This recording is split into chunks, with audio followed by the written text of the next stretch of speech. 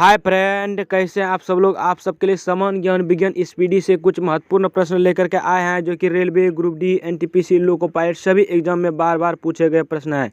जैसे कि आप लोग थंबनेल में देख रहे हैं। चलिए इस वीडियो पे एंड तक बने रहिएगा और इस वीडियो को स्टार्ट करते हैं। चलिए सबसे पहला प्रश्न यदि वस्तु की चाल आधी कर दी जाती है तो गतिज ऊर्जा क्या होगा। क्या होता है, 1/4 रह जाती है।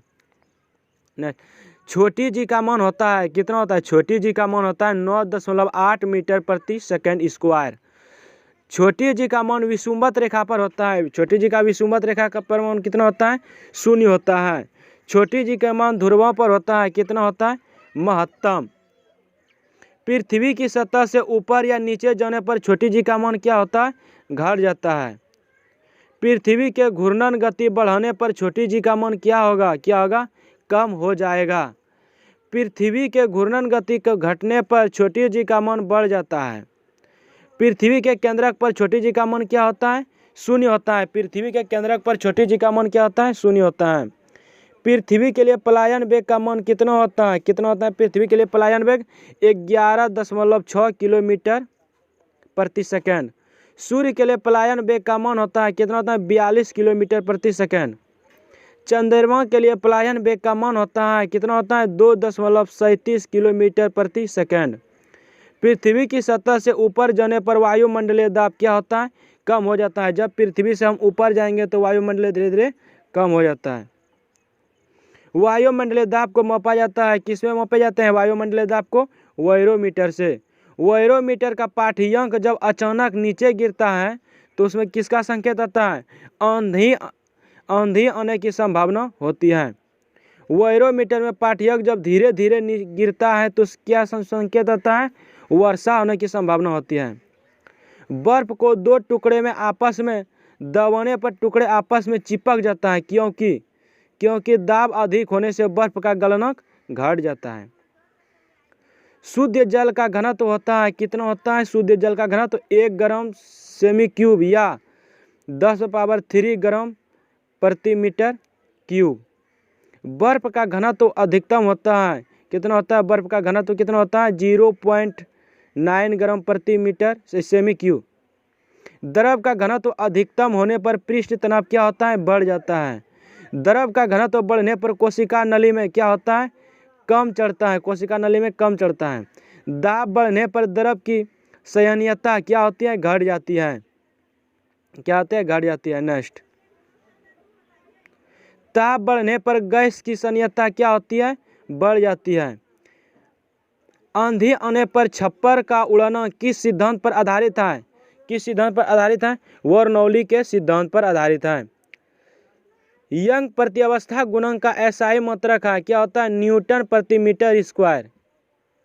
नेक्स्ट, यंग प्रतिअवस्था गुणांक का बीमो होता है कितना होता है, ml-1 झूला झूलते कोई व्यक्ति झूला पर खड़ा हो जाए तो उसका आवर्तकाल क्या होता है, आवर्तकाल उसका घट जाता है। यदि झूले पर एक व्यक्ति के स्थान पर 2 व्यक्ति बैठ जाता है तो आवर्तकाल क्या होता है, अपरिवर्तित हो जाएगा। वायु में ध्वनि तरंगे होती हैं, क्या होती है, अनुदैर्घ्य तरंग। वायु में ध्वनि तरंग को क्या कहते हैं, अनुदैर्घ्य तरंग। ध्वनि का वेग सबसे ज्यादा होता है, ध्वनि का वेग सबसे ज्यादा किसमें होता है, इस्पात में। प्रस्रव तरंगे की आवृत्ति होता है कितना होता है, 20,000 हर्ट्ज से अधिक। प्रस्रव तरंग की आवृत्ति कितना होता है, 20,000 हर्ट्ज से अधिक। असर्व तरंगे, नेक्स्ट, अपसर्य तरंग की आवृत्ति कितना होते हैं, 20 हर्ट्ज से कम।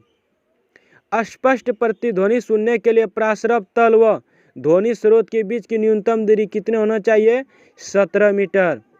ध्वनि के वेग का मान सबसे कम होता है किसमें होता है, गैस में।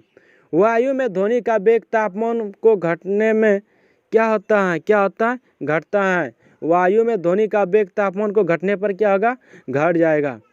1 किलो कैलोरी ऊष्मा का मान कितना होता है, 1 कैलोरी ऊष्मा का मान 4.2 × 10⁻² जूल। मानव शरीर का सामान्य ताप होता है कितना होता है, 33 डिग्री सेल्सियस या 98.6 फॉर्मल्डिहाइड।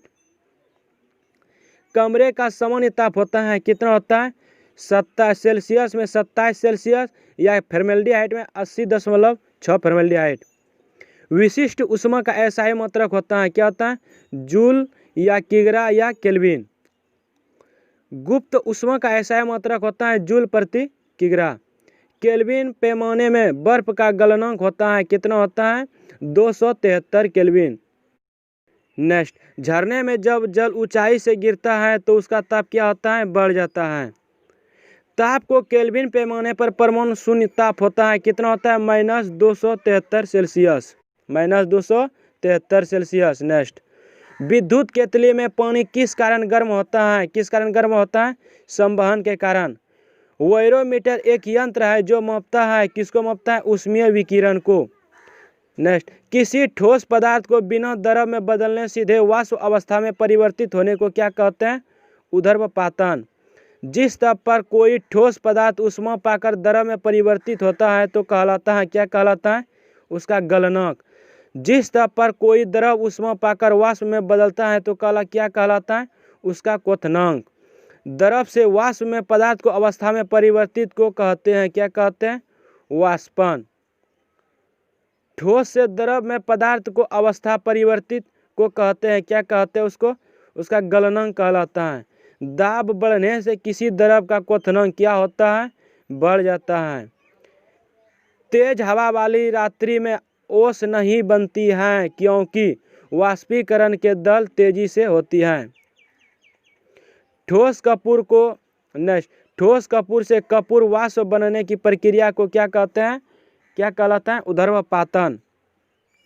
बर्फ को गलन की गुप्त ऊष्मा का मान होता है कितना होता है 80 सेल्सियस प्रति ग्राम। वाष्प की गुप्त ऊष्मा होती है कितनी होती है 536 सेल्सियस ग्राम। नेक्स्ट, रेफ्रिजरेटर में थर्मोस्टेट का क्या कार्य है थर्मोस्टेट का क्या कार्य है रेफ्रिजरेटर में क्या कार्य है एक समान तापमान बनाए रखने के लिए। प्रकाश तरंगें किस प्रकार के तरंग हैं अनुप्रस्थ तरंगे हैं। प्रकाश का तरंग सिद्धांत किसके द्वारा प्रतिपादित किया था किसने किया था डायगेन्स के द्वारा। प्रकाश एक प्रकार के विद्युतीय चुंबकीय तरंगे हैं यह सर्वप्रथम किसने बताया था मैक्सवेल ने। नेक्स्ट, किसने सर्वप्रथम यह दिखलाया कि प्रकाश तरंगे का परिवर्तन होता है किसने दिखलाया था ग्रोमाल्स ने। नेक्स्ट, प्रकाश विद्युत प्रभाव का प्रतिपादन किसने किया था आइंस्टीन ने। चलिए, इस वीडियो में इतना ही प्रश्न था। ऐसे ही सबसे पहले वीडियो पाने के लिए जो इस चैनल पे नए हैं तो इस चैनल को सब्सक्राइब कर लीजिएगा और अपने दोस्तों को साथ शेयर कीजिएगा और जो एंड तक देखे हैं तो इस चैनल को लाइक भी कर दीजिएगा। चलिए, जय हिंद जय भारत। अब मिलेंगे अगला वीडियो में, तब तक के लिए बाय बाय।